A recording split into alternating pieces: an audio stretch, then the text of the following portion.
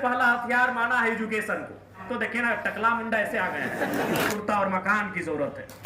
तो ऊपर में बैठा कोई ईश्वर खुदा भगवान नहीं, नीचे जो कानून है, नीचे जो सरकारें हैं, नीचे जो नीति नियम है, नीचे जो हमारे संसाधन है, वो आपकी जरूरत पूरा करेंगे। इस बात को आप भी जानते हैं। राजनीति को नहीं समझेंगे तो राजनीति आपको नहीं समझेगी। को लगता है हमारे पास बहुमत की सीटें हैं, हमारे पास 56 सीटें हैं। तो दोस्तों, हमारे पलामू शहर में विधायक टाइगर जयराम महतो जी आए हुए हैं और सुना है कि उनका भाषण बहुत ही जोरदार होता है। तो चलिए सुनते हैं, वीडियो में बने रहिए और सुनते हैं उनका जोरदार भाषण।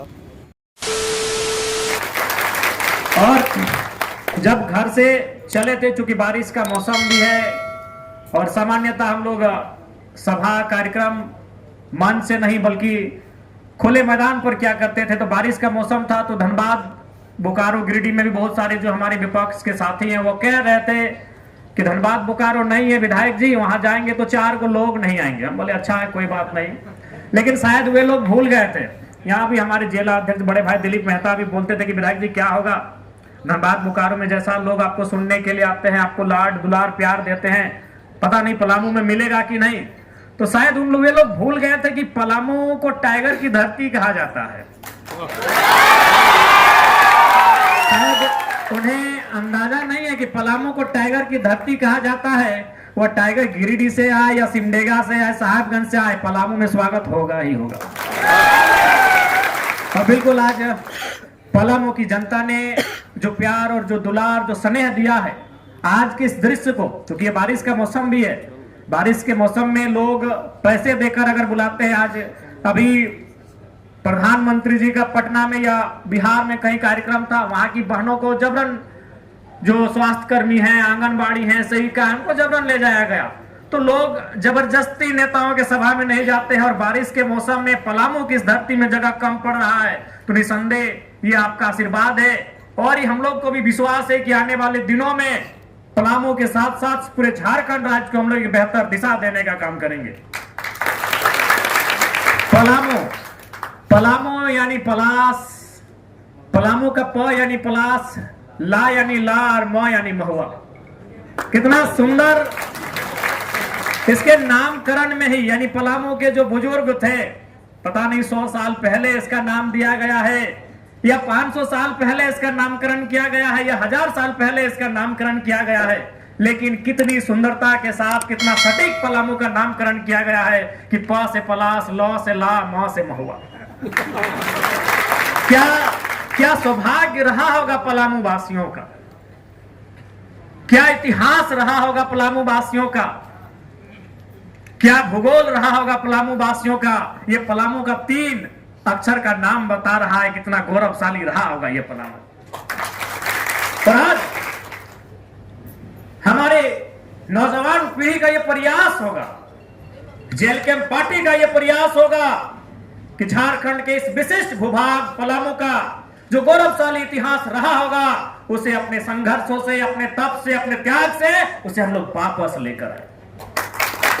आज जिस पलामू को उसके नाम से ही सुनकर, उसके नाम के मतलब को जानकर हमें गौरव महसूस होता है, हमें गर्व महसूस होता है, आज उस पलामू को लोग पलायन के लिए भी जानने लगे हैं।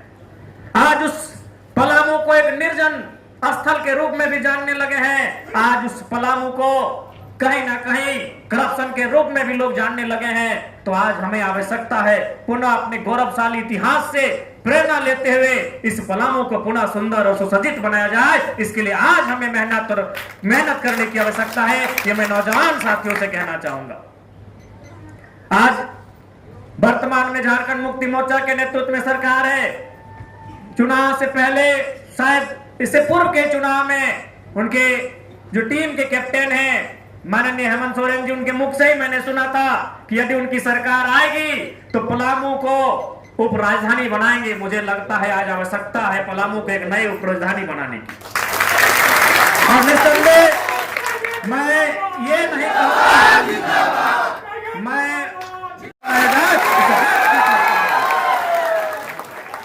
आप 29 कब आएगा, 29 में क्या होगा, मैं उसके लिए बात नहीं करूंगा। इसी सदन में पलामू को राजधानी बनाया जाए, इस सदन में खड़ा होकर हम इस बात को रखेंगे कि आज आपको कह के जाते हैं। और बिल्कुल इसकी आवश्यकता है। आज हम भी जब घर से आए तो हमने अपने अंगरक्षकों से कहा, हमारे जो ड्राइवर हैं, चालक हैं, उनसे कहा, हमारे जो साथी हमारे साथ आए हैं उनसे कहा कि आप लोग गूगल कीजिए कि किधर से रास्ता सही है पलामू जाने का। तो हजारीबाग चतरा का रास्ता दिखा, एक बिहार से रास्ता दिखा। तो इन्होंने कहा विधायक जी रास्ता तो सामने आपका चतरा हजारीबाग से पड़ेगा, लेकिन अगर आप लोग थोड़ा चूंकि आपको स्पीड पसंद है तो गया होके ही जाना होगा। बोले देखिए चूंकि हम लोग समय के पाबंद है, हम लोग 10 किलोमीटर एक्स्ट्रा चलेंगे लेकिन गया औरंगाबाद होके ही चलिए। तो इससे ये प्रतीत होता है कि आज सुविधाओं के लिए, आवागमन के लिए आवश्यकता है कि पलामू को, ये कोई भाषण नहीं, ये कोई चुनावी एजेंडा नहीं, पलामू की जनभावना है कि पलामू को उपराजधानी बनाया जाए। ये लोगों की जरूरत है, एक आम जनता की जरूरत है कि पलामू को उपराजधानी बनाया जाए। तो निसंदेह आगामी जो सत्र चलेगा इस बात को सदन के पटल पे जरूर रखा जाएगा कि आपने जो वादा किया था माननीय मुख्यमंत्री महोदय, मैया सम्मान योजना के अलावे भी बहुत सारे काम है जो करना चाहिए और आपको करने के लिए हम लोग बाध्य करेंगे। 29 क्या होगा नहीं होगा वो तो जनता तय करेगी, लेकिन इसी अभी जो समय बचा है इसी कालखंड में अकेले हम इन पे पर्याप्त पड़ रहे हैं। अब ऐसा समय आया है कि ये लोग हमारे समय में भी कटौती करने लगे हैं। ये तो आप घर से बैठकर अपने टेलीविजन में या किसी मोबाइल में देखते होंगे, बाकी विधायक खड़े होते हैं तो उनको सदस्य डुमरी, उसके बाद तुरंत अध्यक्ष महोदय बोलते हैं समय का ध्यान रखिएगा। जैसे ही बाकी जो भी और भी सदस्य को वो आमंत्रित करते हैं, उनको बात रखने का अवसर देते हैं, वो अपनी बातों को रखते हैं, लेकिन जैसे ही हमारे नाम का उद्घोष होता है माननीय स्पीकर महोदय के श्रीमुख से, वो दूसरा लाइन यही बोलती है कि ऐसा धागा खोलेगा जो पूरे राज्य को उसका चेहरा पता चल जाएगा। तो ये कहीं ना कहीं आपका विश्वास, आपका प्रेम, और चूंकि हम लोगों ने सबसे पहला हथियार माना है एजुकेशन को, हमने सबसे पहला हथियार माना है शिक्षा को, और आज ये शिक्षा ही है कि आज आपके बीच हम आए हैं और आप सुन रहे हैं। वरना अगर बात करें सुंदरता की तो इस झारखंड में हमसे सुंदर नौजवान कितने हैं, हम तो देखिए ना टकला मुंडा ऐसे आ गए हैं। एक सामान्य सा चप्पल पांव में पहने हैं, ये टी शर्ट भी है, आप दिलीप दाई जानेंगे कहां से ला दिए। हम बोले कि भाई हम रात में आए तो 2-4 जगह, अभी भी चूंकि आए तो 2-4 बारिश हो रही तो हम जो कपड़ा पहन के आए गंदा हो गया था। हम बोले दिलीप दाई सब थोड़ा सा कपड़ा मैला हो गया है, तो यही ड्रेस लिए, यही पहने और यही हम सुबह उठ के आपके बीच चले आए। तो इसलिए आज अगर आप हमें सुन रहे हैं, आज अगर पूरे राज्य के लोग हमें सुन रहे हैं, अपनी समस्याओं को हमारे पास लेकर जा रहे हैं, तो इसलिए नहीं कि हम अच्छा दिखते हैं, हमारी ऊंचाई अच्छी है, हमारी लंबाई अच्छी है, इसलिए कि लड़का जो भी बोलता है टू द पॉइंट बोलता है, पढ़ा लिखा लड़का है। इसलिए हमारा प्रयास यही रहेगा कि पढ़े लिखे नौजवानों को राजनीति में लाने का अवसर दिया जाएगा। देखिए बुजुर्ग लोग भी बैठे हैं, महिला लोग भी बैठे हैं, नौजवान भी बैठे हैं, कोई भगवान को मानता है, कोई ईश्वर को मानता है, कोई अल्लाह को मानता है, कोई जीसस को मानता है, कोई मरांग गुरु को मानता है, कोई बूढ़ा बाबा को मानता है। सबकी आस्थाएं हमारी अलग अलग हो सकती हैं, लेकिन हमारी जरूरत एक है। हमारे ईश्वर अलग अलग हो सकते हैं, हमारी पूजा पद्धति अलग अलग हो सकती है, कोई प्रार्थना करता है, कोई इबादत करता है, सबकी आस्था अलग हो सकती है, सबका मत अलग हो सकता है, लेकिन हमारी जरूरत एक ही है, वो है रोटी कुर्ता और मकान की जरूरत है। ये किसी की अलग नहीं है, ये किसी की अलग नहीं है। दिलीप मेहता भाई हो सके कृष्णा जी को मानते हैं, ओमकार जायसवाल जी शंकर जी को मानते हैं, आजाद हुसैन अल्लाह को मानते होंगे, लेकिन जरूरत इनकी भी वही है, रोटी कुर्ता मकान की।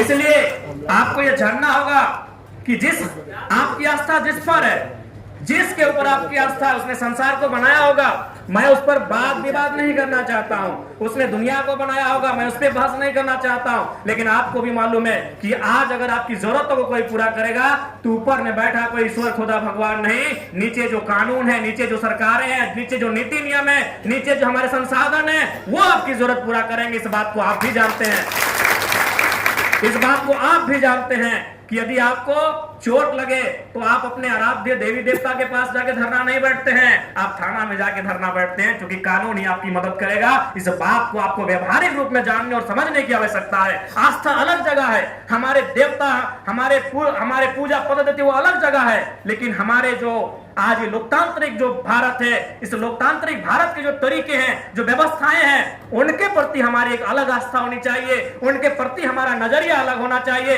इस बात को भी हमें तय करने की आवश्यकता है। इसलिए आज पलामू की पावन धरती में हम इतना जरूर कहेंगे कि आज राजनीति एक ऐसा जगह है जिससे हमारी समस्याओं का समाधान है। क्योंकि भारत राजा का देश नहीं है, भारत में राजतंत्र नहीं है, भारत में प्रजातंत्र है, भारत में लोकतंत्र है, भारत में जनतंत्र है, भारत में गणतंत्र है। और उस गणतंत्र का आधार भारत का संविधान है। और वो संविधान की रक्षा कौन करते हैं? राजनेता करते हैं, जिनको हम लोग या तो राज्य में असेंबली कहिए और देश में पार्लियामेंट कहिए। और वहां कौन चुन के जाते हैं? हमारे और आपके वोटों से लीडर चुन के जाते हैं। इसलिए लीडर का चुनाव बढ़िया होना चाहिए। आज हम अपने लीडर की शिकायत करते हैं, हम फिर चुनाव आता है, हम उनको वोट करते हैं, फिर चुनाव के 6 महीने बाद हम उनकी शिकायत करते हैं। तो उसका कारण कहीं ना कहीं हमारा नजरिया है, हमारी मानसिकता है। मैं आप सभी को तो नहीं कहूंगा, लेकिन ये सच्चाई है। मैं डायरेक्ट आपको नहीं कहूंगा, लेकिन ये सच्चाई है। आज चुनाव का प्रचलन क्या है हमारे राज्य में? आज चुनाव का प्रचलन क्या है हमारे देश में? कोई हमें 500 रुपया थमा दे, कोई हमें 1 बोतल शराब थमा दे, कोई हमें मांस मदिरा थमा दे, तो उन्हें हम वोट कर जाते हैं। एक बात दिल से सोचिए कि 500 रुपए में हम अपना ईमान बरकरार नहीं रख पाए तो विधायक लोग को 5 करोड़ का लालच मिलता है। कैसे ईमान रख पाए? हम 500 रुपए में अपने ईमान को नहीं रख पाए और हम ना चाहते हुए फिर उसी नेता को वोट दे दिए कि भैया रात को पैसा पकड़ लिए हैं, भैया रात को हम पैसा पकड़ लिए हैं। रास्ते में जाते जाते अरे वोटवा ना है तो 2 पीस हमारे मिठवा तो खा ले। ए भैया खा लिए हैं, अब अन्न खा लिए तो गुनवा कैसे नहीं गाएंगे? जब हम 500 रुपए में अपना ईमान को नहीं रख पाते तो सोच के देखिए, एक करप्शन में नेताओं के पास 5 करोड़ से लेकर कई करोड़ तक दिया जाता है कि नेताजी इसमें आप चुप रहिएगा, नेताजी इसमें फाइल में साइन कर दीजिएगा, नेताजी इस विषय को विधानसभा में मत उठाइएगा। तो बताइए वो अपने ईमान रख पाएंगे? जब हम जनता 500 रुपए में ईमान को नहीं रख पाते हैं तो हम उस नेता से कैसे अपेक्षा रखें, कैसे उम्मीद रखें कि 5 करोड़ मिलने के बाद अपने ईमान को जिंदा रखेगा? इसलिए अगर वास्तव में इस राज्य को बदलना है तो ऐसे नेता चुनना होगा जिनमें मोह माया ना हो। जिंदाबाद। जब तक उनमें मोह होगा, जब तक उनमें लालसा होगी निजी, जब तक उनमें अपनी महत्वाकांक्षा होगी, इस राज्य को नहीं बदल सकते हैं। ऐसे युवाओं को लाना होगा जिनमें मोह ना हो।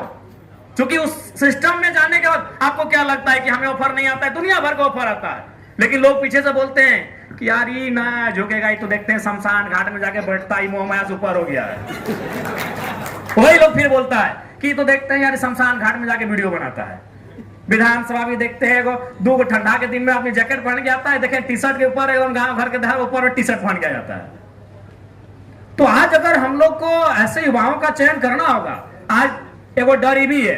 जैसे बचपन में हम लोग का नानी डर आती थी, खासकर हमारा नानी बहुत डराई है कि उस पीपल पेड़ के नीचे नहीं जाना शाम के समय, वहां को ब्रह्मचारी भूत है। वो जरिया वो जंगल में मत जाना, वहां सांप है, बिच्छू है। उसी प्रकार आज लोग हमें युवाओं को डराते हैं कि राजनीति में मत आना, राजनीति दलदल है, राजनीति कीचड़ है। और नौजवान डॉक्टर इंजीनियर बनने लगते हैं और फिर उसी राजनेता को जाके पैरवी करते हैं कि हमारा यहाँ ट्रांसफर कर दे। जितना घर में बचपन में लोग डराते थे हमें कि वहां नहीं जाना, वहां भूत है, लेकिन वहां जब चले गए तो पता चला भूत नहीं है। तो ठीक उसी प्रकार आज नौजवानों को उस डर को जो इनके माइंडसेट में डाल दिया गया है कि राजनीति एक दलदल है, राजनीति एक कीचड़ है। वहां जाके देखिए, ठीक है कीचड़ है, लेकिन किसने कहा साफ नहीं होगा? हाँ है कीचड़, है दलदल, लेकिन किसने कहा साफ नहीं होगा? आज साफ करने के लिए हम प्रयास कर रहे हैं कि नहीं? आज क्यों इनको हमसे तकलीफ है? विधायक तो बहुत सारे नए गए, आपके यहाँ के विधायक भी कम उम्र में विधायक बन के गए थे। झारखंड में कई विधायक है जो 30-35 साल में विधायक बन के गए, लेकिन पहला विधायक है जो खाली पांव बिना चप्पल के पहुंच गया, उनको तकलीफ हुआ। आज इस देश की सबसे बड़ी समस्या क्या है? कैपिटलिज्म। आज हर कोई, हर दूसरा घर परेशान है, आज हर व्यक्ति परेशान है। किसान परेशान है, छोटे व्यापारी परेशान है, मजदूर परेशान है, हर वर्ग परेशान है। कारण क्या है? कैपिटलिज्म। कि कुछ लोगों के पास बहुत पैसा है और बहुत बड़ी आबादी के पास कुछ नहीं है, तो जब हम खाली पांव जाते हैं ना तो उनको चोट पहुंचता है कि ये कैसे विधायक बन गया। परेशानी हमसे क्यों है? अरे हमारी उम्र में बहुत सारे लोग विधायक बने, लेकिन विधायक बनने के बाद उन्होंने उसी प्रचलन को अपनाया, उसी प्रोटोकॉल को अपनाया। आज हमारा खाली पांव जाना उनकी करोड़ों के रुपए को ठोकर जैसा लगता है। एक बागी कहां से घुस आया है, ये धारा के विपरीत कैसे बहने लगा है। तो इसलिए आज आवश्यकता है राजनीतिक सुधार की, और पलामू की पावन धरती से यह विश्वास हो रहा है कि राजनीतिक बदलाव जरूर इस राज्य में होंगे, क्योंकि राजनीति है, ये व्यवस्था ही है जिसमें हम लोग आके इस व्यवस्था को बदल सकते हैं। व्यवस्था से इतर होकर इस व्यवस्था को नहीं बदल सकते हैं। इसलिए आज पलामू की पावन धरती में आज सभी से मेरा यह अनुरोध होगा कि आप राजनीति को समझें। अगर आज आप राजनीति को नहीं समझेंगे तो राजनीति आपको नहीं समझेगी। आपको राजनीति को समझना होगा, आपको लोकतंत्र के मूल्यों को समझना होगा, आज आपको कानूनों को समझना होगा, तभी जाकर इस राज्य को हम लोग बेहतर बना सकते हैं। आज चुनाव बहुत महत्वपूर्ण है, हमारा मत महत्वपूर्ण है, आज उसी का परिणाम है। आज देख सकते हैं सरकार बहुत अभिमान से काम कर रही है। उसके अभिमान से काम करने का कारण यही है कि उनको लगता है हमारे पास बहुमत की सीटें हैं, हमारे पास 56 सीटें हैं। लेकिन उनको बता दीजिए, बहुमत अंग्रेजों के पास भी था, शासन अंग्रेजों ने भी किया था, बहुमत उनके भी पास था जिन्होंने सुकरात को 20 का प्याला पिलाया था, बहुमत उनके भी पास था जिन्होंने ब्रूनो को जिंदा जलाया था। लेकिन सैकड़ों साल के बाद उन्होंने माफी मांगा था कि बहुमत होने के बाद भी जरूर नहीं कि हम सही थे, हम गलत थे। तो इसलिए आज ये सरकार जो ये दम भर रही है कि हमारे पास बहुमत है, हम सत्ता में हैं, हम शासन में हैं, तो इसका मतलब ये नहीं कि यही सही है। अगर शासन करना ही सही है तो अंग्रेजों ने 2 साल शासन किया था, 200 साल। अगर शासन करना ही सही का प्रमाण है तो इस देश में अंग्रेजों ने 200-250 साल शासन किया था। तो इसका मतलब ये नहीं कि वे लोग सही है, लेकिन ये तो है कि जनता ने उन्हें अवसर दिया है। क्योंकि आज हमारे देश का जो वोटर है, हमारे देश के जो वोटर्स हैं, उनका माइंडसेट एक अलग डिफरेंट का है, एक आइडियोलॉजी का हो चुका है कि भाई एक आइडियोलॉजी ये है कि एनडीए के साइड से जो भी आएंगे वो कोई भी रहे, बेकार रहे हमें मतलब नहीं, हम उनको वोट कर देंगे। और एक आइडियोलॉजी ये सेट हो गई है कि एनडीए के जो हरा दे वो कोई रहे मतलब नहीं, हम उनको वोट कर देंगे। इन दो आइडियोलॉजी के बीच आज हमारा भारत है, इन दो आइडियोलॉजी के बीच हमारा झारखंड है। और उस विकट परिस्थिति में हम लोग तीसरी आइडियोलॉजी लेकर आए हैं कि भाई नेता यानी जनता के बीच चुनकर जाने वाला वो जनता के लिए काम करेगा, वो to the people, of the people, by the people की जो परिभाषा है उसे परिभाषित करेगा। ये चुनौती भरा काम था, लेकिन उसके बाद भी पहले ही चुनाव में हमारी पार्टी ने, हमारे संगठन ने लगभग 11 लाख वोट लाकर 7%, 7.5% वोट लाकर यह साबित किया है कि यदि आप मेहनत करें, आप संघर्ष करें तो मंजिल दूर नहीं होती है। क्योंकि आज के डेट में तीसरा विकल्प के बारे में कोई सोच ही नहीं सकता है, लेकिन हमारा यह प्रयास बहुत ही बेहतर रहा है। और इसके लिए सभी वे लोग बधाई के पात्र हैं जिन्होंने जेल कैंप के लिए इस विधानसभा के चुनाव में प्रचार प्रसार किया है। विशेषकर देखिए नौजवान साथियों, आज राजनीति का पैटर्न क्या है आपको भी मालूम है कि नौजवान सबको चाहिए। झंडा ढोने की बात है, युवा आगे आएंगे, दरी बिछाने की बात है, युवा आगे आएंगे, नारा लगाने की बात है, युवा आगे आएंगे, कुर्सी लगाने की बात है, युवा आगे आएंगे, नेताओं को चाय पानी करवाने की बात है, युवा आगे आएंगे। लेकिन अब टिकट बंटवारे की बात है तो युवा आगे नहीं आएंगे। लेकिन हमारी पार्टी ने उस पैटर्न को भी तोड़ा है और आप जाके उठा के देख लीजिए, 71 में हमें लगता है कि 80-85% 30-35 साल के नौजवानों को हम लोगों ने चुनाव लड़ाया है। उस परिपाटी को हम लोगों ने तोड़ा है, क्योंकि हमारा मानना और आपका भी मानना है कि एक ऐसी अवस्था युवा पीढ़ी जिनमें जुनून है, उनमें काम करने की क्षमता है। इसलिए आपसे भी आग्रह होगा कि राजनीतिक सुचिता को हमें समझना होगा।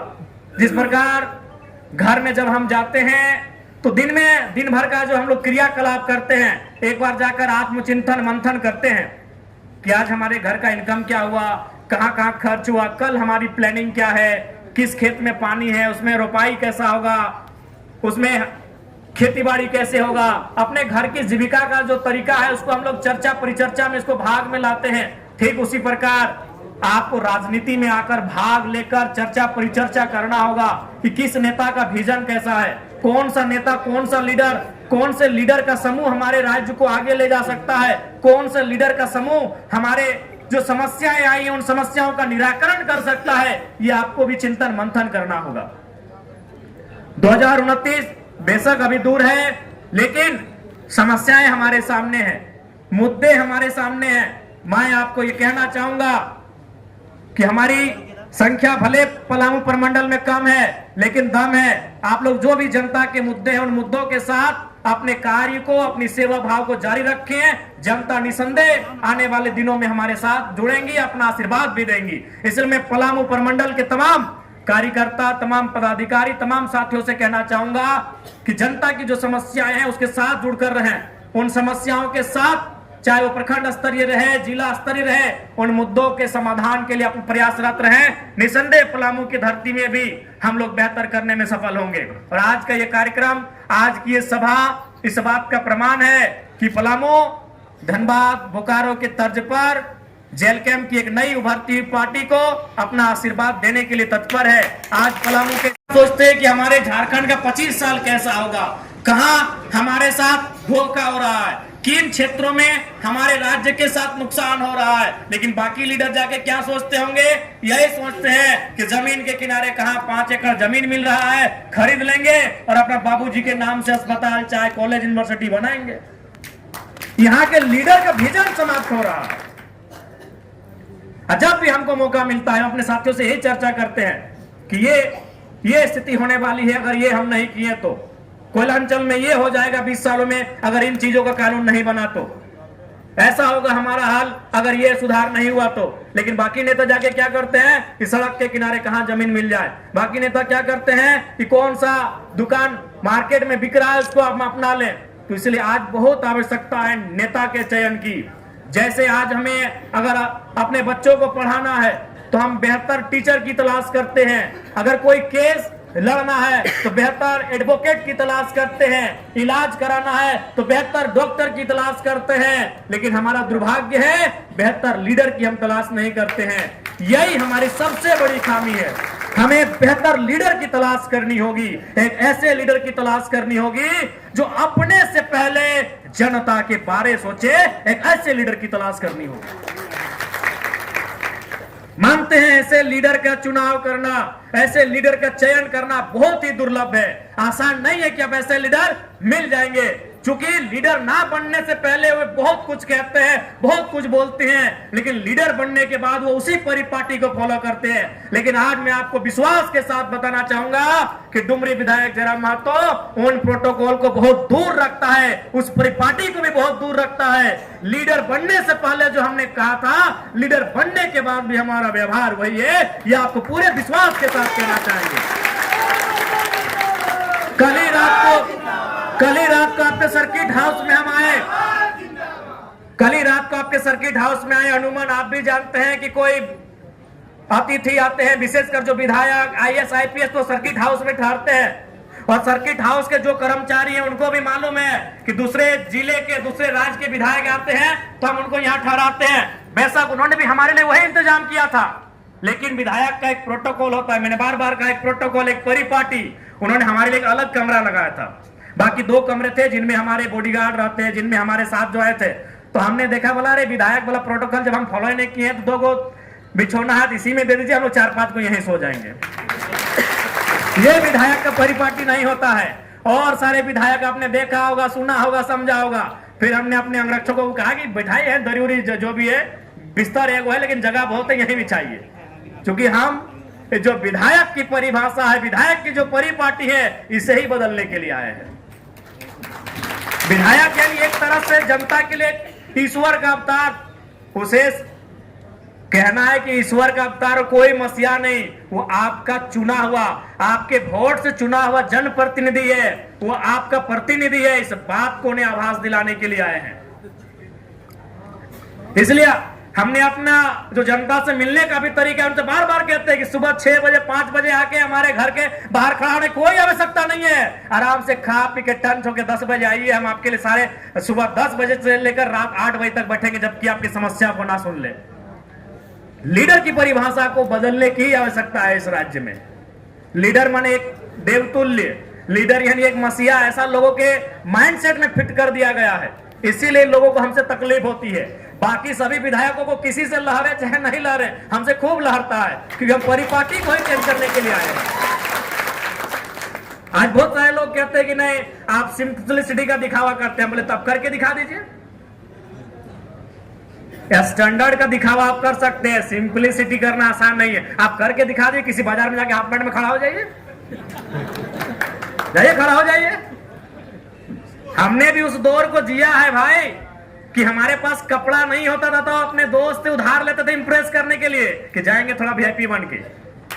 आप वीआईपी पना को दिखावा में ला सकते हैं, आप स्टैंडर्ड लाइफ को दिखावा में ला सकते हैं। आप स्टैंडर्ड हो के सिंपलिसिटी आसान नहीं है भाई। स्टैंडर्ड हो के सिंपलिसिटी करना आसान नहीं है, तो कर दीजिए ना। जाइए वीआईपी मंचों में सरल स्वभाव के साथ, जाइए वीआईपी मंचों में हवाई चप्पल पहन के, जाइए वीआईपी मंचों में, तब जानेंगे आपको सिंपलिसिटी करना दिखावा नहीं है, वो कर ही नहीं पाएंगे। आज उस दौर में हम जी रहे हैं कि हमारे पास अगर 4 चक्का नहीं है और किसी को इंप्रेस करना है तो भाड़ा में लेके जाएंगे इंप्रेस करने के लिए। हम उस दौर में जी रहे हैं। आपके पास है और पैदल जाएंगे, ये आसान नहीं है करना। तो लोग इसीलिए बाकी लोगों को खलना यही है, और हमने भी ठाना है कि इस राज्य में तो कम से कम इस व्यवहार को बदलेंगे। और अभी तक जो हमारा प्रयास रहा है हमने किया है, बस इस प्रयास को 4 चांद लगे, आपका आशीर्वाद लगे, आपका आशीर्वाद मिले, और इस राज्य को, क्योंकि आप भी इस बात को मानिए, आज अगर किसी के पास समस्या होती है आसपास के क्षेत्रों में, निसंदेह वो सबसे पहले अपने विधायक को याद करता है, लेकिन उसके बाद अगर वो किसी को याद करता है तो सीधा डुमरी विधानसभा को याद करता है कि हम वहां जाएंगे। वो जानते हैं और हम भी मानते हैं कि सारी समस्याओं का हम समाधान नहीं करेंगे, लेकिन उनको इतना विश्वास है कि वो शख्स जब उसके पास जाएंगे हमारी समस्या कम से कम वो बैठ के सुनेगा। पर आपको ये बताना चाहेंगे, आप और भी विधायकों से मिलने जाइए, और भी विधायकों के जनता दरबार में जाइए। जब जनता उनके पास समस्या लेकर जाती है तो कैसा टेकल करते हैं, और आप हमारे पास आइए। अरे हम तो सीओ के तर्ज पे महामहिम को फोन लगाते हैं जनता दरबार से। आज धनबाद के कार्यक्रम में महामहिम ने मेरा जब नाम लिया तो उसमें बहुतों के पेट में दर्द हुआ है, लेकिन कारण है महामहिम देख रहे हैं कि लड़का जब भी होता है हर दूसरा दिन हमको टेलीफोन घुमाता है कि महामहिम ये समस्या है। जनता दरबार में बैठकर हम चीफ सेक्रेटरी को ही फोन लगाते हैं। बाकी विधायक के पास जाइए, अगर वो सीओ वीडियो को फोन करने बोलेगा तो दोबारा बोला ठीक है देख लेंगे ना, हम देख लेंगे ना, बोल देगा मंगरा देख लियो रे, बुधना देख लियो। मैक्सिमम में हम लोग भी ऐसा बात नहीं, विधायक बनने से पहले विधायक के घर का चक्कर हम लोग भी काटे हैं। अगर विधायक मिल गए तो सौभाग्य, सुबह उठ के गए 7-8 बजे और विधायक अगर अपना घर में चाय पीते मिल गए तो सौभाग्य, उनके बगल में खड़े हो गए तो और बड़ा सौभाग्य, और बात होकर अगर समस्या सुन लिए तो बहुत बड़ा बात है। विधायक नहीं बनने से पहले हम लोगों ने भी विधायकों के चक्कर काटे हैं। आप भी जानते हैं विधायक के घर जाने से पहले 3 दिन पहले तैयारी होता था कि विधायक के यहाँ जाना है, लेकिन आज जहां जनता है वहीं जनता दरबार है। सड़क में मिल गए तो वहीं किनारे गमछी बिछा के बैठ लिए। डीसी को फोन लगाना है डीसी को लगाइए, आईएएस को लगाना है, आईपीएस को लगाना है, डायरेक्टर को लगाना है, सेक्रेटरी को लगाना है, जिस लेवल का है हम अपना अटेम्प्ट जरूर देते हैं। हम ये नहीं कर रहे हैं कि सारी समस्याओं का हम समाधान कर देते हैं, लेकिन अपना अटेम्प्ट एक विधायक की हैसियत से, एक एमएलए की हैसियत से हम जरूर देते हैं। इसलिए चूंकि मेरा मानना है कि जिन उम्मीदों के साथ झारखंड राज्य बना है उन उम्मीदों के में आज भी झारखंड बहुत पीछे है। और सबसे बड़ा दुर्भाग्य इस राज्य का यह है कि जब हमारे घर के भाई हो बहन लोग जब वो अपनी योग्यता को साबित करते हुए जब उन जगहों में जाकर बैठते हैं जहां से झारखंड को बदलने की अपेक्षा है, वो खुद जाकर बदल जाते हैं। आज वीडियो कौन है? कोई झारखंड का ही बेटा होगा। थाना प्रभारी कौन है? शायद कोई झारखंड का बेटा या बेटी होगी। अधिकांश डीएसपी कौन है? शायद झारखंड का ही बेटा या बेटी होंगी। लेकिन फिर भी बालू लूट रहा है, फिर भी कोयला लूट रहा है। सबसे बड़ा तकलीफ इसी बात का है कि झारखंड के लोग झारखंड को लूटने में सहयोग कर रहे हैं। सबसे बड़ा तकलीफ और दुख इसी बात का है कि झारखंड के लोग झारखंड को लूटने में सहयोग कर रहे हैं।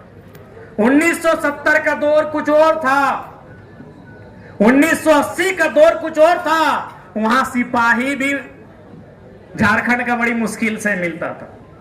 बीडीओ, सीओ, दरोगा तो दूर की बात, डीएसपी तो आसमान की बात। वहां सिपाही, वहां हवलदार, जमादार झारखंडी लोग मिलता था।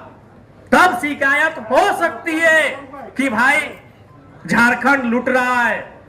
चूंकि थाना प्रभारी हमारा नहीं है, बीडीओ बाबू हमारा नहीं है, सीओ हमारा नहीं है, डीएसपी हमारा नहीं है, झारखंड लूट रहा है। लेकिन 2025 में यह तस्वीर बदल चुकी है।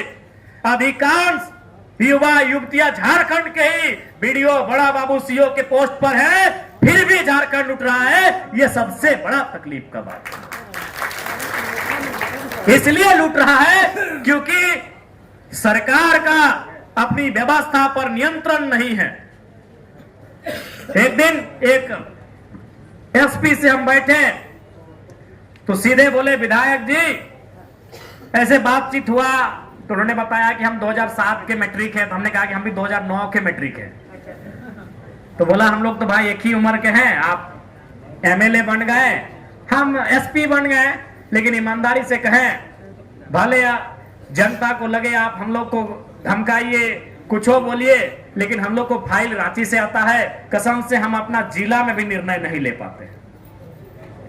जिला में निर्णय का मतलब था थाना प्रभारी का इस थाना से दूसरे थाना में शिफ्ट करना। ये एसपी के हाथ में नहीं है। झारखंड में एसपी की जुबानी है कि हमको कोई मंत्री का चिट्ठी आ जाता है कि आपके टेबल में फाइल भेज दिए हैं, बस आपको साइन करना है। तो जब तक इन व्यवस्थाओं को बदलने के लिए आपको विधायकों की संख्या बढ़ानी होगी, आपको सरकार में आना होगा, सत्ता को जानना होगा, सत्ता को समझना होगा, सत्ता को चलाना होगा, ये व्यवस्थाएं बदलेगी। मैंने विधानसभा के सत्र में भी कहा था कि झारखंड का जो आम व्यक्ति है, जो गांव में रहता है, खेतों में, खलिहानों में काम करता है, जो फैक्ट्रियों में मजदूरी करता है, जो रेजा कुली का काम करता है, जो चाय दुकान, पान दुकान की गुमटी लगाता है, उसे नहीं मालूम है पॉलिसी क्या है, उसे नहीं मालूम है कि आपका बजट क्या है, उसे मालूम है थाना, अंचल और ब्लॉक। ये तीन चीज वो जानता है। अगर ये तीन चीजों में आप दुरुस्त कर दें, इसे अगर आप करप्शन से मुक्त कर दें, तो झारखंड के लोगों के लिए बहुत बड़ी बात होगी। और ये तभी होगा जब आप उस सिस्टम में बैठेंगे। आज बड़ा दुख लगता है, 25 सालों के झारखंड में आज हमारे पास क्या है? खनिज संपदा के बाद भी हमारे पास क्या है? इसके लिए नियत और नेतृत्व होना चाहिए। इनकी नियत नहीं है और ना ही नेतृत्व है। अगर नियत और नेतृत्व अगर सटीक हो जाएगी तो हमें लगता है कि हमारा झारखंड राज्य कम से कम टॉप 5 के पायदान में जरूर आएगा। हमारे पास बहुत ही संसाधन है, बस हमारे पास नियत और नेतृत्व की कमी है। इसलिए आपसे अनुरोध है, आप सभी से आग्रह है कि आने वाले चुनाव में कम से कम युवाओं को नेतृत्व का ऐसा अवसर दे कि अपनी काबिलियत से, अपने सामर्थ्य से इस राज्य को बदलने का हुनर रखे। आपको यह प्रयास करना होगा। आज पलामू की पावन धरती में कहना चाहेंगे, आज अभी हमारे बहुत सारे भाई लोग चतुर्थ वर्गीय जो कर्मचारी की बहाली है, जिसमें जिला स्तरीय बहाली की बात आई, बहुत सारी शिकायतें आई। आज मैं उनको स्पष्ट कहना चाहूंगा, निसंदेह आपके जो पत्र ज्ञापन के माध्यम से हमें प्राप्त हुए हैं, निसंदेह उस पर हम लोग का जो भी प्रयास बनेगा, चाहे वो जिला स्तरीय प्रयास होगा या राज्य स्तरीय प्रयास होगा, उस पर हम लोग कमी नहीं रखेंगे। और आज इस छोटे से ही 6 महीने के कार्यकाल में हम लोगों ने करके दिखाया है। चाहे जेपीएससी के चेयरमैन नियुक्ति का मामला हो, सदन में हमने सवाल उठाया, एक सप्ताह में चेयरमैन को नियुक्त किया गया। पलामू के बहुत सारे भाई जेपीएससी का जो ये रिजल्ट प्रकाशन के मामले को लेकर आंदोलन कर रहे थे, जिनमें विशेषकर पलामू प्रमंडल के भाइयों की भागीदारी कुछ ज्यादा थी, वो आमरण अनशन पर बैठे थे। उस अनशन को हम लोगों ने, मैंने जाकर तोड़ा, उनसे कहा कि यही रीत है कि युद्ध करिए, फिर आराम करिए, फिर खा पी के टाइट होकर युद्ध करिए। उनके अनशन को तोड़ा, उनको हमने महामहिम से मिलाया और महामहिम से मैंने सख्त आग्रह किया कि महामहिम, जब त्राही त्राही लोग ये करते हैं तो महामहिम को लोग याद करते हैं। आज छात्र त्राही त्राही कर रहे हैं, आपको इसको संज्ञान लेना होगा और कम समय में रिजल्ट का प्रकाशन कैसे हो, आपको मार्गदर्शन करना होगा। और वो हमारा ही प्रयास था कि हमें लगता है कि महामहिम के उनसे मिलने के शायद 3 दिन के बाद ही जो रिजल्ट 11 महीना से पेंडिंग था, उस रिजल्ट का प्रकाशन किया जाता है। तो ऐसा नहीं है, हम एक विधायक होने के बाद भी क्षमता से बढ़कर हमने प्रयास किया है। अब चाहे अपनी बात को विधानसभा में रखना हो, चाहे कोई मसला हो, कोई मुद्दा हो, उस विषय को मैंने मजबूती के साथ रखने का प्रयास किया है। लेकिन आपको भी मालूम है, कोई भी विधायक रहे, कोई भी पार्टी रहे, वह उतना ही ज्यादा मजबूत होता है जितना उसके पास विधायकों की संख्या होती है। इस बात को ध्यान में रखिएगा। आज हमारे पूर्व के वक्ताओं ने भी कहा कि आज बहुत सारे लोग अफसोस कर रहे हैं कि काश इस नौजवान के साथ इसके जैसे और 4-5 विधायक भेजे होते तो आज विधानसभा के रूपरेखा कुछ और होता। आज विधानसभा का रूपरेखा कुछ और होता, जब एक विधायक बन के हम विपक्ष की भूमिका में हैं। आप जो विपक्ष के राजनीतिक दल है उनसे भी पूछिए, आज एक अकेला विधायक हो गया, अभी 2-3 मिनट का समय में हम विपक्ष की भूमिका निभा रहे हैं। तो जिस दिन हमारे पास आधा दर्जन विधायक अगर हो जाते हैं और वो समय 15 मिनट 20 मिनट का हो जाता, तो सोच लीजिए सत्ता पक्ष कहां रहता। आज हमारे एक सवाल से ये हम लोग अपनी प्रशंसा नहीं कर रहे हैं। आपने देखा होगा कि सवाल था हमारा इरफान अंसारी जी से और खड़ा हो गए हेमंत सोरेन जी। उनको भी मालूम था कि ना इरफान जी पता नहीं कहीं गजबाजा ना जाए, टाइगर कहीं इनको फंसा लेना अपने जाल में। देखे कि नहीं आपने? एकदम सिंपल सा सवाल था, किसानों के मसले पर एकदम सीधा सवाल था। इरफान अंसारी जी 2-3 लाइन बोले जयराम जी बताइए, समझ नहीं पा रहे। बोले गजब कर रहे, आपको समझ में नहीं आ रहा, एकदम सिंपल सवाल पूछ रहे हैं। मुख्यमंत्री को लगा नहीं भाई थोड़ा सा डैमेज कंट्रोल करते हैं। आपने देखा होगा एक दिन नहीं 2-3 दिन कई अवसर पर आपने देखा होगा कि हमारे सवाल का उत्तर देने के लिए खड़ा हुए कोई और मंत्री और जवाब देने के लिए सीएम साहब को भी खड़ा होना पड़ा। तो आप अनुभव कीजिए कि अगर मेरे साइड से अगर विधायकों की संख्या बढ़ेगी तो सदन का परिणाम क्या होगा, सदन का माहौल क्या होगा। और एक बात तो ईमानदारी से आप भी जान रहे, पता नहीं पलामू का हम नहीं कहेंगे, लेकिन उत्तरी छोटा नागपुर, कोल्हान और छोटा नागपुर के बारे में यही कहेंगे कि विधानसभा का जो डिबेट जिस चैनल में चलता है ना, उसको अभी लोग जाके सब्सक्राइब किए कि जयराम महतो क्या बोलेगा। लोग गांव देहात में नहीं जानते थे कि डिबेट कौन चैनल में चल रहा है और विधायक लोग वहां क्या बोल रहा है। उस चैनल को अभी जाके लोगों ने सब्सक्राइब किया है और अभी उसका संख्या भी बढ़ा है। एक विधायक आने से इतना माहौल बदला है, एक विधायक आने से इतना परिपाटी बदला है। जिस दिन दर्जनों विधायक आएंगे, 20, 22, 24 और वो संख्या 40 के पार होगी, आप कल्पना कर सकते हैं ये राज्य जरूर बदलेगा, बशर्ते उसमें निष्ठा होनी चाहिए। इसलिए आज आप सभी से आग्रह होगी और निसंदेह आज झारखंड की सबसे ज्वलंत मांग स्थानीय नीति है। आज देखिए कि आंदोलन हम लोग झारखंड में कर रहे हैं और इसका असर बिहार में हो रहा है। बिहार में नेता प्रतिपक्ष माननीय तेजस्वी साहब कह रहे हैं कि हम अब बिहार में अगर सरकार बनेगी तो बिहार की जो नौकरियां हैं वो 100% बिहारियों को दी जाएंगी। आंदोलन झारखंड में हो रहा है, असर बिहार में हो रहा है। आज जन स्वराज पार्टी आज अपने जब कैंपेन में जाती है, चुनाव कैंपेन में, वो जाके झारखंड के 80 विधायक नहीं, एक लोते विधायक के उदाहरण को रखती है कि झारखंड की असेंबली में एक नया विधायक आया है गरीब घर का, जाइए उसको सुनिए, उसको देखिए कैसे अकेले वो सदन में जनता की बातों को उठाता है। आंदोलन हम झारखंड में कर रहे हैं, असर बिहार में हो रहा है, ये आपसे छुपा नहीं है। इसलिए आज इस राज्य की आवश्यकता है स्थानीय नीति, इस राज्य की आवश्यकता है नियोजन नीति, इस राज्य की आवश्यकता है आज तमाम वो नीतियां जिस राज्य को मजबूत कर सके। इसलिए उस दिशा में अगर हमें बढ़ना है तो आपको राजनीति में बदलाव करने ही होंगे। ये आज से आपसे अपील करने के लिए आए हैं। निसंदेह हमें काम करने के लिए लगन है, उत्सुकता है, संभावना है, बस संख्या नहीं है। संख्या बढ़ेगी, संभावना बढ़ेगी, उत्सुकता बढ़ेगी। इसलिए आपसे आग्रह है, एक बार जरूर आत्ममंथन करें, जरूर आत्मचिंतन करें कि इस बार झारखंड की राजनीति की जो परिपाटी है उसे बदलना है या नहीं बदलना है। यह धरती वीरों की धरती है, चाहे वो नीलांबर पीतांबर रहे, राजा मेदिनी राय रहे या गणपत बाबू रहे। अनगिनत किस्से इस मिट्टी से जुड़े हैं, अनगिनत आंदोलन की दास्ता को इस मिट्टी ने देखा है। लेकिन आज हमारी सूझबूझ नहीं होने के कारण, आज राजनेताओं में विजन नहीं होने के कारण उस गौरवशाली परंपरा को, उस गौरवशाली इतिहास को मिट्टी में मिलाने में लगे हैं। तो आज हमें आवश्यकता है आगे आकर अपने कर्तव्य के अनुपालन करने की आवश्यकता है। ये पलामू की धरती में हम एक एक जनवासी से, एक एक जनता जनार्दन से कहना चाहेंगे और आपसे पुनः कहेंगे,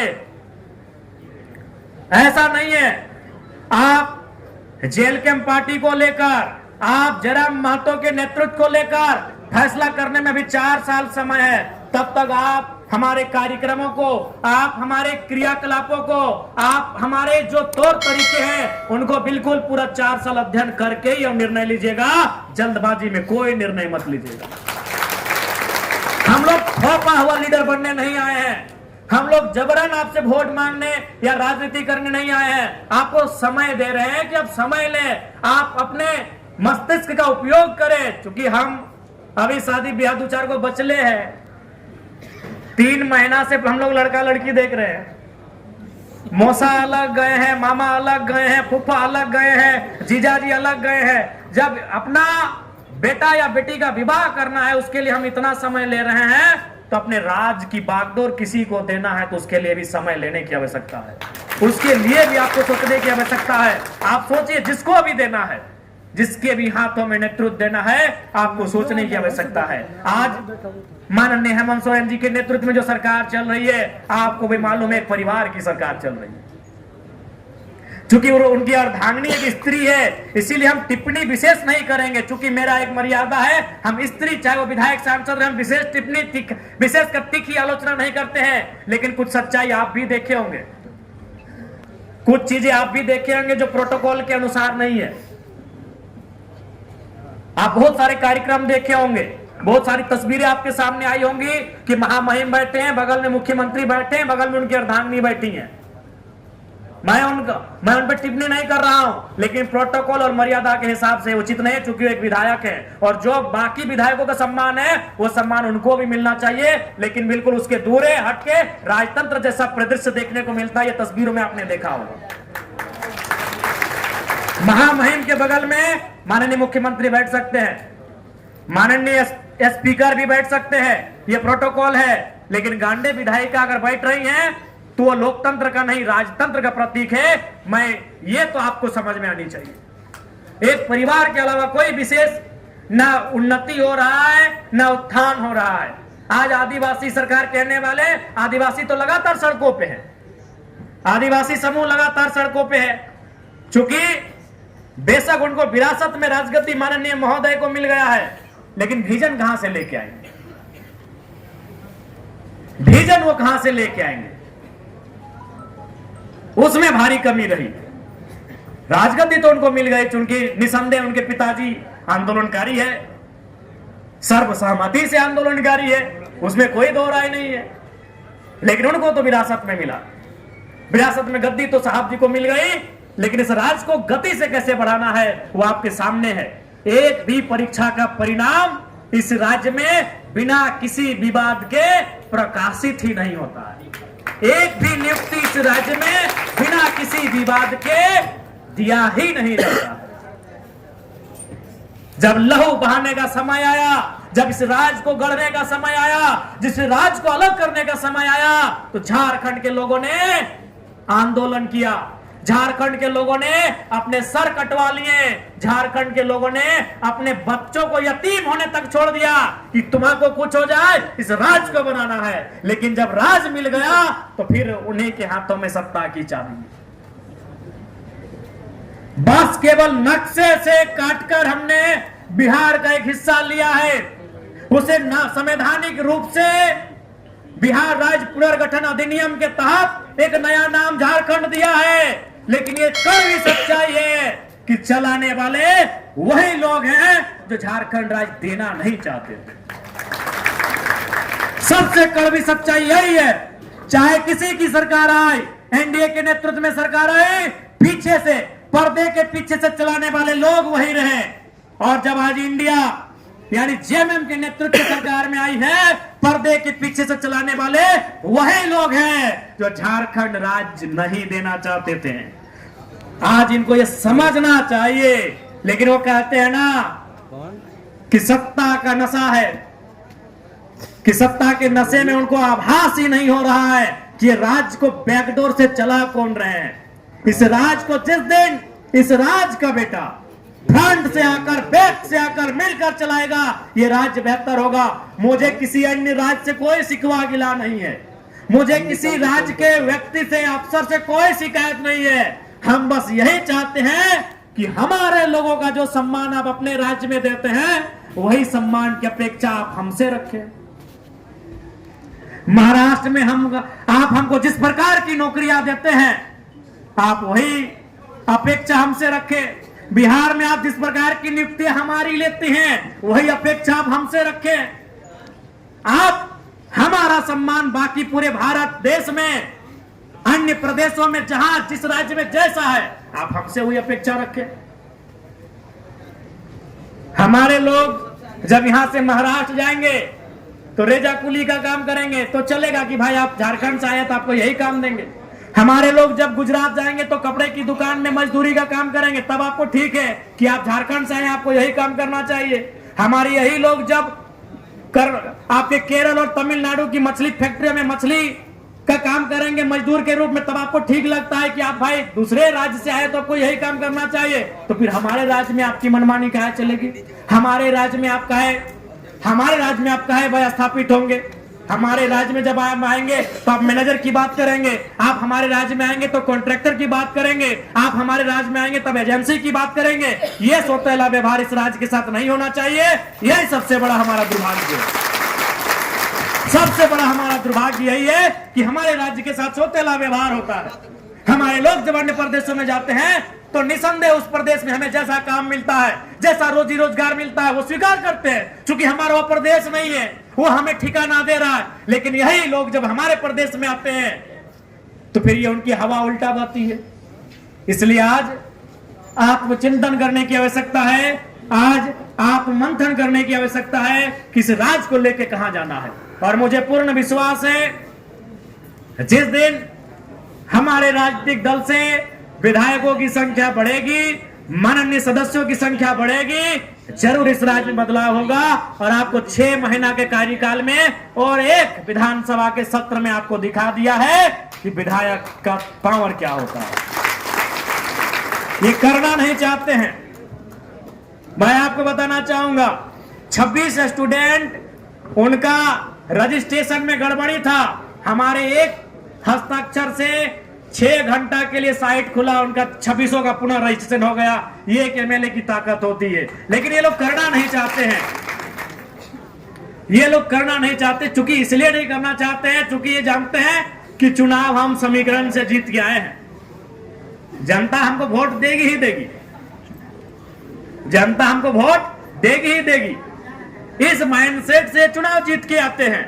लेकिन उसके विपरीत हमारा स्थिति अलग है। हमको मालूम है कि हम लोग अच्छा नहीं करेंगे तो अगला बार पता नहीं हम लोग को जनता वोट भी देगी कि नहीं, क्योंकि हम लोग तीसरी पार्टी के रूप में आए हैं, थर्ड फ्रंट के रूप में आए हैं, तो हम लोग इस बात को जानते हैं। इसलिए आज कहीं भी रहे, कैसी भी रहे, किसी भी क्षेत्र की रहे, हम लोग का प्रयास होता है कि जनता की समस्याओं को सुने और उसका निराकरण करें। आज पलामू की धरती इतना गौरवशाली और गरिमामय इतिहास रहा है, लेकिन आज अन्य जिलों की तरह पलामू क्षेत्र की भी स्थिति जो है वो कहीं ना कहीं दिन ब दिन बदसूरत होते जा रही है। आज आवश्यकता है सरकार को इस क्षेत्र में रोजगार सृजन करने की। आज पलामू एक समतल परिपाटी का क्षेत्र है, यहाँ नए उद्योग धंधे बसाने की आवश्यकता है। आज आवश्यकता है यहाँ की बड़ी बड़ी जो नदियां हैं उनके पानी को एकत्रित करके उनको किसानों तक पहुंचाने की आवश्यकता है। आज आवश्यकता है नए नए वैकल्पिक रास्ते तैयार करके यहाँ के नौजवानों को रोजगार से जोड़ा जाए और जो हताशा निराशा भरे जीवन जीने के लिए बेबस मजबूर हो रहे हैं उन युवाओं में उम्मीद की एक नई किरण जागे। ये सरकार को रास्ता तलाश करने की आवश्यकता है। मैं निसंदेह विधानसभा के सत्र में सरकार पर आसन के माध्यम से इन बातों को जरूर संप्रेषित करूंगा कि राज्य की दिशा को किस ओर लेकर जाना है, बशर्ते समय मिल जाए। चूंकि समय नहीं मिल पाता है और खड़ा होते ही अध्यक्ष महोदय बोलते हैं थोड़ा टाइम को देख लीजिएगा। हम बोले जो करना है भाई आप, चूंकि विधानसभा की एक गरिमा है। जैसे गांव घरों में अगर हमारा किसी से विवाद होता है और उस विवाद से लगता है कि हमें न्याय नहीं मिला है तो हम बोलते हैं कि चलो तुमको कोर्ट में देख लेंगे, क्योंकि उस कोर्ट में हमारी आस्था है कि भले थाना प्रभारी नहीं हमको मेरा पक्ष सुन लिए, बीडीओ सीओ भले हमको दरकिनार कर दिए, एसपी डीएसपी हमको दरकिनार कर दिए, लेकिन शायद कोर्ट में न्याय हो जाएगा। इसीलिए आम व्यक्ति बोलता है चलो कोर्ट में देख लेंगे। अब आज लोग ये भी बोलते हैं कि विधायक जी विधानसभा उठाए दियो ना। उसको लगता है कि शायद विधानसभा में जो बातें आएंगी उस पर काम होगा, क्योंकि वहां वन टाइम इस राज्य के 81 विधायक बैठे होते हैं। इसलिए उसकी आस्था होती है कि शायद विधानसभा में जो बातें उठेंगी शायद उन पर काम हो। इसलिए समय का बहुत महत्वपूर्ण स्थान है। लेकिन फिर भी हम लोग सड़क में भी लड़ना जानते हैं और स्पीकर के सामने भी लड़ना जानते हैं। लड़ झगड़ के अपना समय ले ही लेते हैं। कभी कभी बीच में 2-3 को मंत्री खड़ा होकर डिस्टर्ब करने के लिए रहते हैं, उनको भी हिसाब किताब करिए देते हैं। हम नहीं बकसते हैं, उनको मालूम है ये बोलेगा तो सटीक बोलेगा। बाकी आपको मालूम है राजनीति का भी नियम क्या है कि फुटबॉल को एक बार आप गोल कीजिए, एक बार हम करेंगे। आप कोई तीसरा आके खड़ा होगा तो इनको दिक्कत। आप किसी भी क्षेत्र में जाइए जहां हम लोग को वोट आया ज्यादा, अगर जेएमएम जीता है तो उसको बीजेपी से शिकायत नहीं है, जेलकेम को कंट्रोल करना है। तीसरा फ्रंट एक नया राजनीतिक स्तर कोई भी मतलब चाह ही नहीं रहा। अगर वहां बीजेपी जीता है तो उसको जेएमएम से तकलीफ नहीं है, उसको जेलकेम से तकलीफ है। अगर वहां जेएमएम जीता है तो उसको बीजेपी से तकलीफ नहीं है, उसको जेलकेम से तकलीफ है। क्यों नहीं? परिपाटी से हटकर आया है, ये व्यवस्था से हटकर आया है, ये बगावत लेके आया है, ये विद्रोह लेके आया है। ये बातें उनको पच नहीं रही है। तो इसलिए अब ये जनता को तय करना है, जनता को तय करना है। क्योंकि ये जनता का देश है, ये जनता को, जनता के लिए, जनता के द्वारा, ये हमारा संविधान है, हमारा कानून है, हमारी व्यवस्था है। इसलिए अब ये जनता को तय करना है। अब ये पलामू प्रमंडल रहे, बाकी अन्य 4 प्रमंडल रहे, कोल्हान, संथाल परगना, उत्तरी छोटा नागपुर या दक्षिणी छोटा नागपुर। अब ये इस राज्य के राज्यवासियों को तय करना है कि आप इस राज्य को किस दिशा में लेकर जाना चाहते हैं। बाकी पुनः चूंकि समय बारिश का है, ज्यादा समय हम नहीं लेंगे। निसंदेह हम लोग जो विचार अपना रखने के लिए आए हैं, और पलामू के लोग बहुत समझदार हैं, चीजों को बहुत करीब से समझते हैं। आप परखने में माहिर हैं, आप समझने में माहिर हैं। आपको समझ में आ रहा है कि करना क्या चाहिए और ना करना चाहिए क्या, यह आपको भली भांति समझ में आ रहा है। तो बस आज आप के बीच ये कह के जा रहे हैं कि एक प्रण लेकर हम लोग निकले हैं, उत्साह के साथ निकले। तो जयराम महतो का भाषण कैसा लगा दोस्तों, आप लोग कमेंट में बताइएगा। और इस बार उनको क्या पलामू से बहुमत मिलेगा या नहीं मिलेगा, आप लोग कमेंट में बताइएगा। आपको कैसे नेता लगते हैं युवा के रूप में, तो आप लोग अपना राय बताइएगा कमेंट में अपना। Sorry, it's DJ.